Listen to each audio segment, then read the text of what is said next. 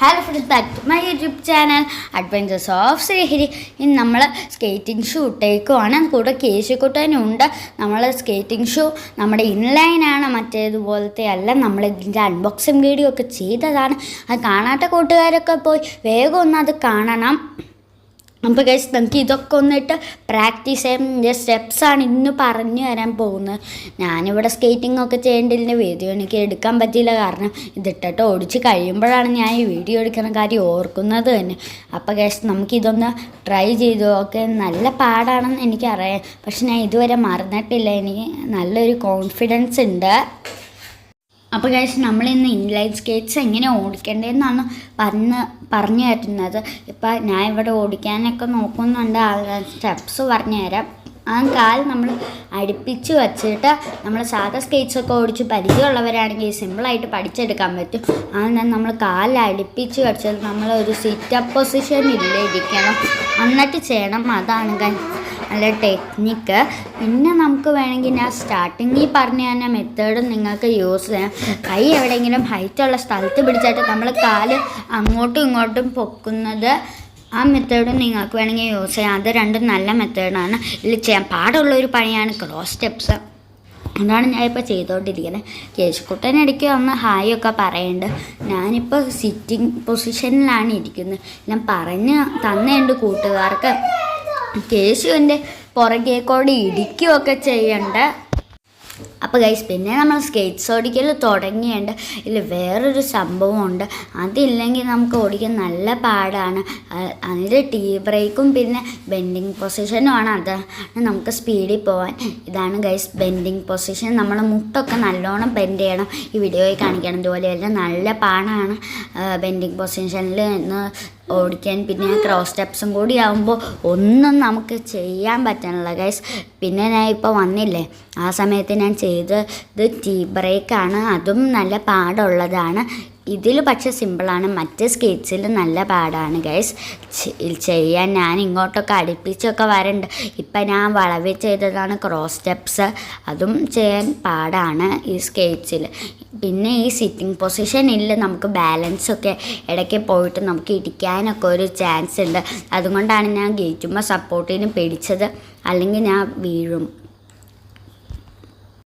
Case സൈക്കിളിൽ നേരെ മറിച്ചൊക്കെ വെച്ച് പരിപാടി തുടങ്ങിയുണ്ട്. സൈക്കിളിലൊക്കെ പണിയലാണ് പുള്ളിയുടെ മെയിൻ പരിപാടി. ഇപ്പം ഞാൻ വരുന്നുണ്ട്. ഞാൻ ചെറുതായിട്ടൊന്ന് വീണ് ഗൈസ്. അപ്പം കൈ ഒന്ന് ചെറുതായിട്ടൊന്ന് മുട്ടി വളഞ്ഞു. പിന്നെ ഞാൻ അതിരുന്ന് പോയപ്പോഴാണ് ഗൈസ് വീണത്. എൻ്റെ സ്ഥലങ്ങളൊക്കെ ഓൾറെഡി പൊട്ടിയിരിക്കുന്നതാണ് സേഫ്റ്റിയുടെ. പക്ഷെ നിങ്ങളിങ്ങനെ പ്രാക്ടീസൊക്കെ ചെയ്യുമ്പോൾ സേഫ്റ്റിയുടെ ഒക്കെ ഇട്ടിട്ട് നോക്കണം. കേശുക്കുട്ടൻ ഇവിടെ പണിയിലാണ് ഫുള്ളും. കേശുക്കുട്ടൻ സൈക്കിളിൽ മറിഞ്ഞു പോയി. ഇപ്പം അവിടെ ആ വളവിലാണ് ഗൈസ് ഞാൻ വീണത്.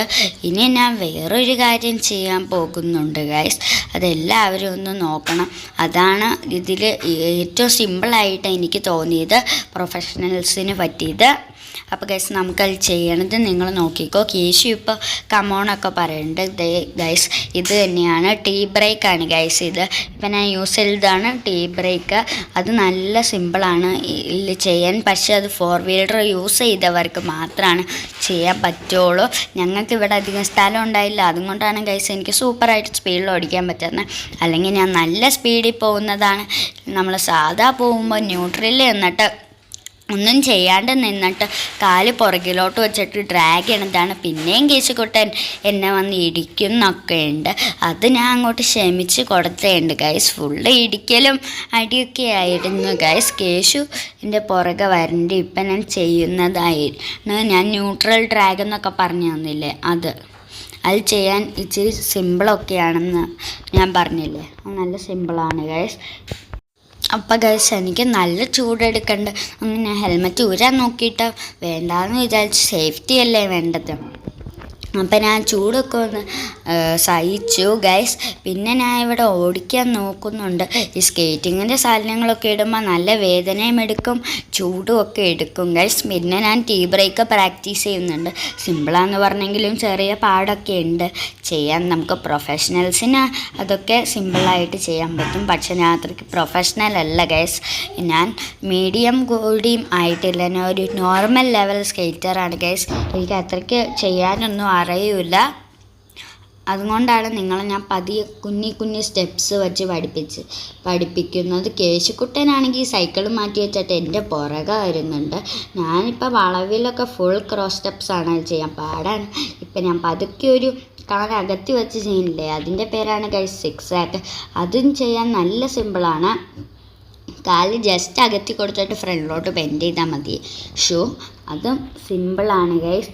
അതുകൊണ്ട് കേശുക്കുട്ടൻ എന്നെ ചെറുതായിട്ടൊന്ന് ഉന്തിയിടാനുള്ള ശ്രമമൊക്കെ ഒന്ന് നടത്തുന്നുണ്ട്. പിന്നെ ആൾ പേടിച്ചിട്ട് ഒന്ന് പുറകിലോട്ട് പോയുണ്ട്. ഞാൻ ക്ഷീണിച്ചുകൊണ്ട് 2 മിനിറ്റ് അവിടെ നിൽക്കുവാണ് ഗൈസ്. എന്നിട്ടാ പിന്നെ വേർക്കും ഞാൻ പറഞ്ഞില്ല, അതുകൊണ്ട് ക്ഷീണമാണ്. ഞാൻ നല്ല സ്പീഡിലൊന്ന് പോകാൻ നോക്കിയപ്പോൾ ഫ്രണ്ടിൽ സ്ഥലമില്ല. അതുകൊണ്ട് ഞാൻ പതുക്കെ പോയിട്ട് അവിടെ ഒന്ന് നിന്നു.